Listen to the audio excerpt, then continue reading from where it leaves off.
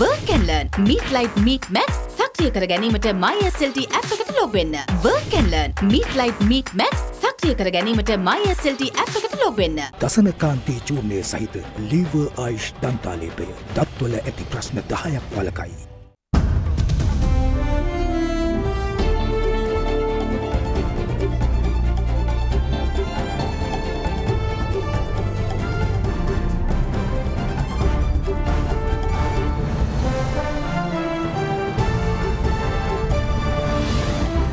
New appointments.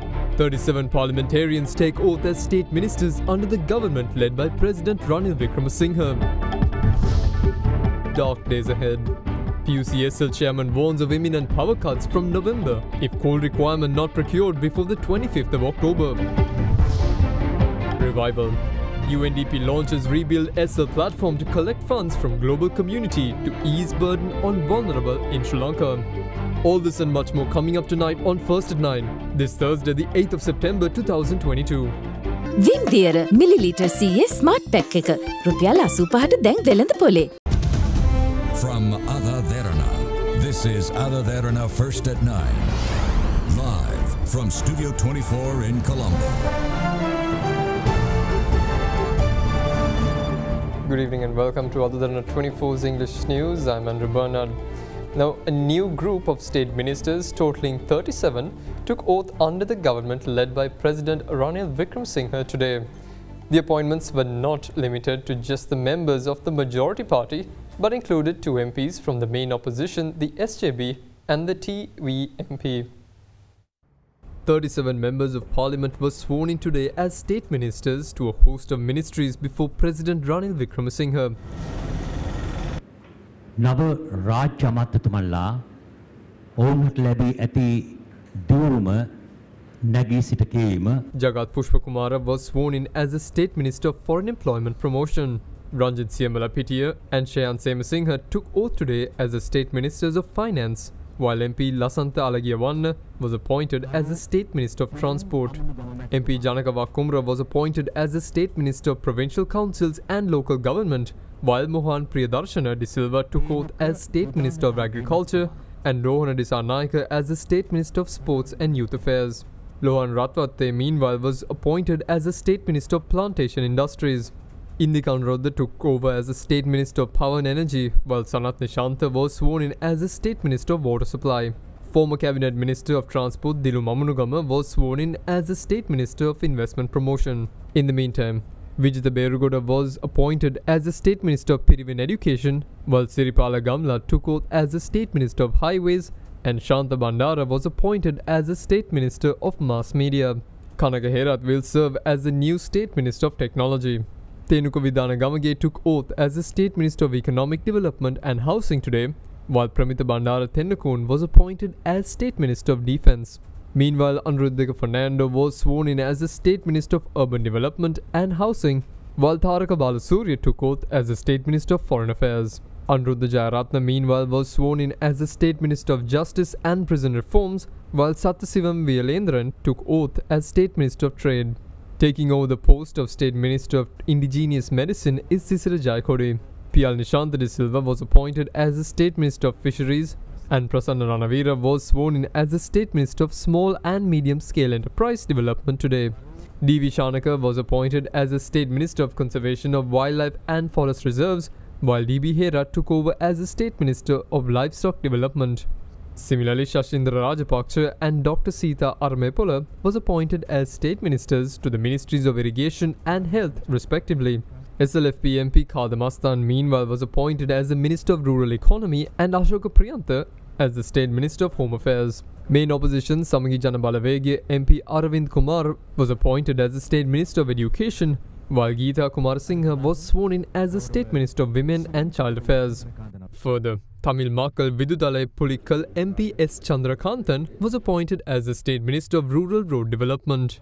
Dr. Suren Raghavan meanwhile took over as the State Minister of Higher Education, while SJB MP Diana Gamage took oath as the State Minister of Tourism. Chamara Sampath Dissanayaka meanwhile was appointed as the State Minister of Primary Industries, while Anupa Pascual was sworn in as the State Minister of Social Empowerment.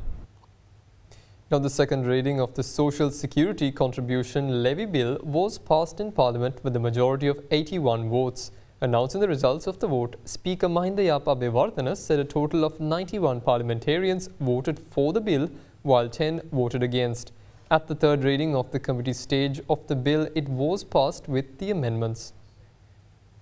In Parliament today, the Social Security Contribution Levy Bill was taken up for debate. සමාජ ආරක්ෂණ බද්ධ ගහනවා පාර්ලිමේන්තුවේ දුප්පත් මිනිහට 105%ක් හෝ 6ක් හෝ 7ක් හෝ වදිනවා වැට් එකට අමතරව අනිත් පැත්තේ ටීවී එකේ පෙන්නනවා රාජ්‍ය ඇමතිලා 37ක් පත් කළා මොකද්ද මේ කරන්නේ හැබැයි මේ රටේ මිනිස්සුන්ට කන්න බොන්න නැති වෙලාවේ විශාල අමාරුවක ඉන්න වෙලාවේ අද රාජ්‍ය ඇමතිවරු 37 දෙනෙක් පත් කරන එක සදාචාර විරෝධී නැද්ද බලන්න දැන් IMF එකේ කියලා තියෙනවා පළවෙනි පාරට මේ රටේ හොරකම දූෂණය වංචාව නිසා තමයි ප්‍රධාන හේතුවක් මේ රට වැටලා තියෙන්නේ කියලා ඒ නිසා කෙලින්ම කියනවා ඉකොනොමික් ක්‍රයිම්ස් කරපු කට්ටියට දඬුවම් දෙන්න ඕනේ කියලා. යුනයිටඩ් නේෂන්ස් මේ හියුමන් රයිට්ස් එකෙන් ඉදිරිපත් කරපු වාර්තාව. කැසිනෝ බලපත්‍ර ලාභය ලබන ලාභය බිලියන ගණන්. එක්කෙනෙක්වත් ආදායම් බදු ගෙවන්නේ නැහැ. මේ රටේ තියෙනවා රේස් බයි රේස් කියලා. බලපත්‍ර ගාස්තුව විතරයි ගෙවන්නේ 7.5ක් ආදායම් බදු ගෙවන්නේ නැහැ මේ කිසි කෙනෙක්. US මිලියන 600කට වැඩි අපි තේ අපනයනය කරනවා. මේකෙන් 180ක් තේ අපනයනය කරන එක සමාගමක්. මේ සමාගම ආදායම් බදු වර්ධ දෙපාර්තමේන්තුව 2021 එකේ පෙන්නලා තියෙන්නේ රුපියල් බිලියන 29. ඒ කියන්නේ US මිලියන 145යි. මේ වැඩිම 428ක් සුපර්මාකට් තියෙන සුපර්මාකට් චේන් එක 20 අවුරුද්දේ 7.5ක් ආදායම් බදු ගෙවලා නැහැ. ලංකාවේ ප්‍රධාන පෙළේ නිමියදුම් කරන ප්‍රධාන කිසිවෙක් 7.5ක් ආදායම් බදු ගෙවන්නේ. වැඩිම කොළඹ අපාර්ට්මන්ට් හදන සමාගම අද වෙනකන් 7.5ක් ආදායම් බදු දෙපාර්තමේන්තුවට ගෙවලා නැහැ. අපේ මත්මෑන් බලපත්‍රයකින් දවසකට ලාභ ලබනවා 75000ක්. මත්මෑන් බලපත්‍ර ලාභියෙක් අවුරුද්දකට ආදායම් බදු ගෙවන්නේ 75000යි. දවසේ ලාභය තමයි අවුරුද්දකට ගෙවන්නේ ඉන්ධන පෙරමුල් හිමියේ. රාජ්‍ය බැංකුවක නියෝජ්‍ය සාමාන්‍ය අධිකාරියගේ වැටුම ගැන මම කියන්නේ. ඔහුගේ වැටුම 14,48,000යි. එතකොට මොහු ඒකට ගෙවන්න ඕනේ පේ ටැක්ස් එකක් 1,79,103ක්. ඒකට මොකද කරන්නේ? ඒක අමුතුතුමා බැංකුවම ගෙවනවා එයාගේ පේ ටැක්ස් එකක්. පළවෙනියට පටන් ගන්න ඕනේ මේක මහ බැංකුවෙන්. මේක හදාගත්තේ මහ බැංකුව. මහ බැංකුවේ කිසිම නිලධාරියෙක්ගෙන් පේ ටැක්ස් එක කැපෙන්නේ නැහැ. ඒ මහ බැංකුවම කවදාවත් නැති විදියට ගවර්නර්ලට පෙන්ෂන් එකකුත් හදාගත්තා. ඒකත් නවත්තන්න කියන්නේ. Following the debate, leader of the Jatika Janabalawege, Anura Kumara Dissanayake, requested a vote on the second reading of the Social Security Contribution Levy Bill. 91 parliamentarians voted for the bill, while 10 voted against it. At the third reading or the committee stage of the bill, it was passed with amendments. The chairman of the Public Finance Committee, Dr. Harsha De Silva, says an investigation into the awarding of a 4.5 million metric ton coal tender will be carried out upon a request by the Power and Energy Minister Kanchana Vijayasekara. The 4.5 million metric ton coal tender offered to a company based in Dubai to supply coal to Sri Lanka for 6 months has been subject to much controversy. The matter was first brought up when parliamentarian Dr. Harsha De Silva, citing a newspaper article, questioned whether Sri Lanka's largest ever procurement, amounting to $1.477 billion to purchase 4.5 million metric tons of coal on a 2-year term deal, was awarded to a company that was not shortlisted by the tender committee. In response, Minister of Power and Energy Kanchana Vijayasekara said the tender was awarded to the lowest bid received for the procurement of coal. He also said the due procurement process was followed with evaluation and approval from the Standing Technical Evaluation Committee and Special Standing Procurement Committee.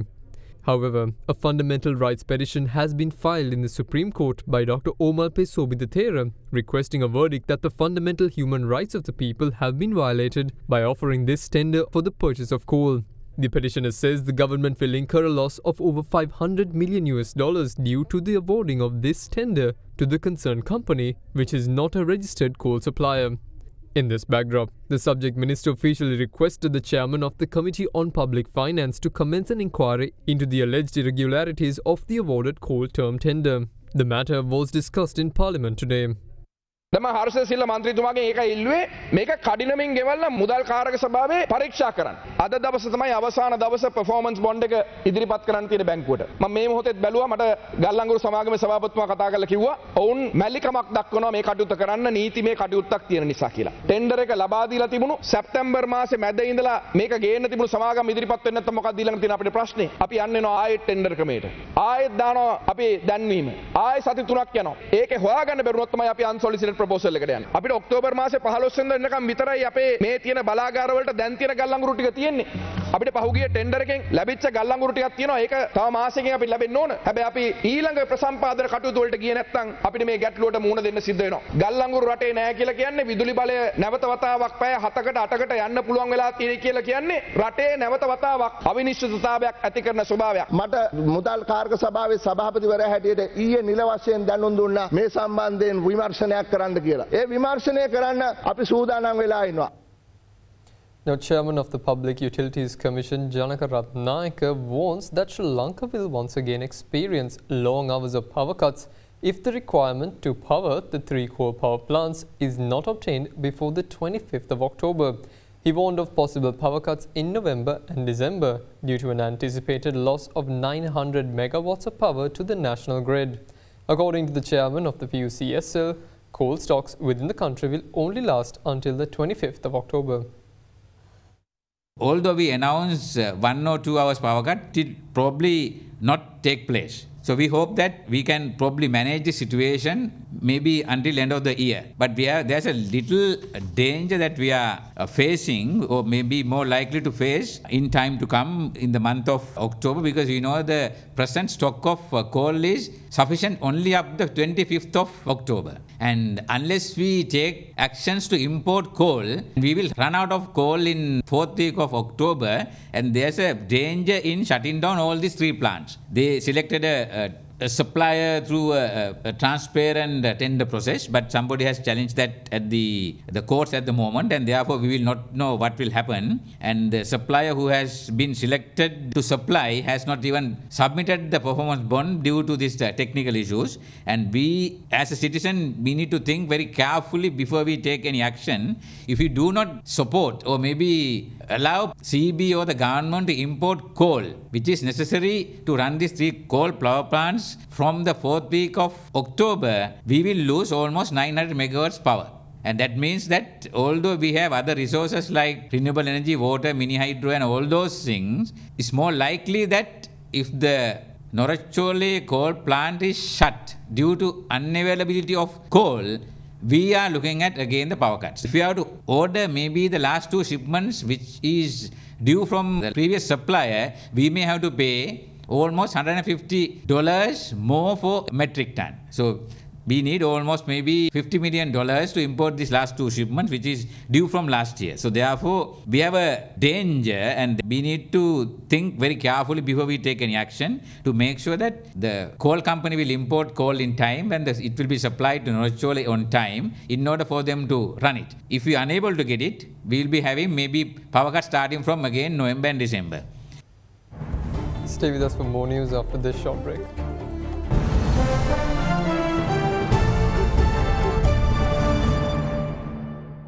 අයිනෝ පුතා හැබැයි යා ගෙදර නිදියන්නෙම අමුතු තැනක. කාලගුණය කොහොම වුණත් Rhino නං වහලට safe තමයි මුළු ගෙදරම.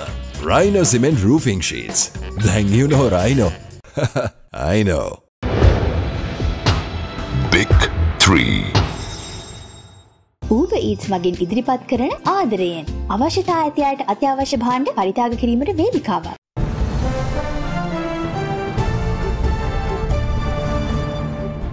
Welcome back.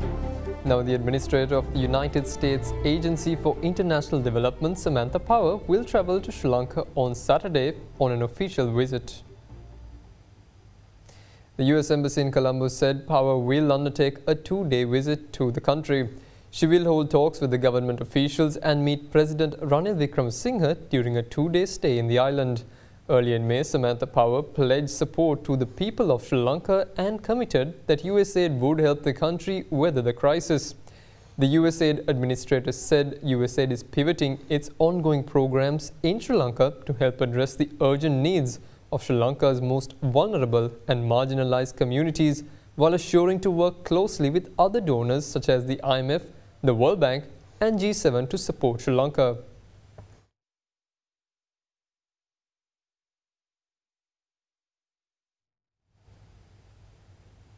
Now, the United Nations Development Programme launched its crowdfunding platform Rebuild Sri Lanka, allowing people across the world to make donations through the fund to help ease the burden on the vulnerable communities in Sri Lanka. The UNDP reassured its donors that the platform will provide full transparency over the use of the donations as they disperse the funds to bring about food security and provide life-saving medicine for hospitals in need. The official crowdfunding platform of the United Nations Development Programme in Sri Lanka, known as Rebuild Sri Lanka, went live today. This would provide the opportunity for individuals from anywhere in the world to contribute to the UNDP to help alleviate the burden the people of Sri Lanka are faced with due to the ongoing crisis. In a statement, the UNDP said that to rally global support to rebuild the island nation, the crowdfunding platform will facilitate contributions towards ongoing support to provide food security and medicines to the vulnerable people in Sri Lanka. It added that essential drugs, surgical consumables, and laboratory items are out of stock at a national level. The UN Assistant Secretary General and UNDP Regional Director for the Bureau of Asia and the Pacific, Kanni Vignaraja, says the Rebuild Sri Lanka platform will enable people from across the globe to directly support vulnerable families in Sri Lanka through the procurement of critical medical supplies and strengthen food security efforts. She added that the platform will provide full transparency over the use of the funds to ensure that these contributions will go exactly where they are needed, and that the UNDP is committed to stand with the people of Sri Lanka in this time of need. The Rebuild Sri Lanka crowdfunding platform will engage with well-known Sri Lankan and international personalities across various fields to echo and help reach wider global audiences interested in contributing towards essential crisis relief in the country. The UNDP added that the contributions made would be used to address the current shortages in vital, essential and non-essential medical supplies in Sri Lanka. They added that they will also work with 25,000 farmers and female home gardeners who have been identified as some of the most vulnerable and provide them with seeds and other material necessary for land preparation in order to cultivate crops such as cowpea, mung bean and black gram.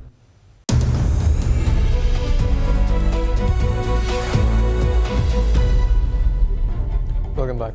Now the Colombo shares settled higher today for a second consecutive session, supported by gains in industrial and financial stocks. At the close of trade, the CSE All Share Price Index rose 1.61% to 9,599.32. On the CSE All Share Price Index, trading volume rose to 292.4 million shares from 276.5 million shares in the previous session. Expo Lanka Holdings and LOLC Finance were the top boosts to the index, advancing 4.6% and 8.7% respectively. Equity markets turnover was 4.96 billion rupees compared with 6.8 billion rupees in the previous session. Foreign investors were net buyers, purchasing nearly 839.8 million rupees worth of shares, while domestic investors were net sellers, offloading 4.52 billion rupees worth of shares.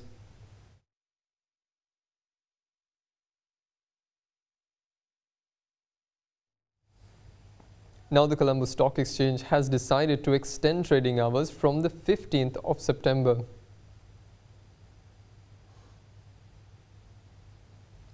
Accordingly, the pre-open session will be from 9:30 AM to 10 AM. The open auction will be at 10 AM, while the regular trading will commence at 10 AM. The stock market will close at 12:30 PM. In a statement, the stock exchange said that the decision was made following consultations with the Securities and Exchange Commission and the stock brokering industry.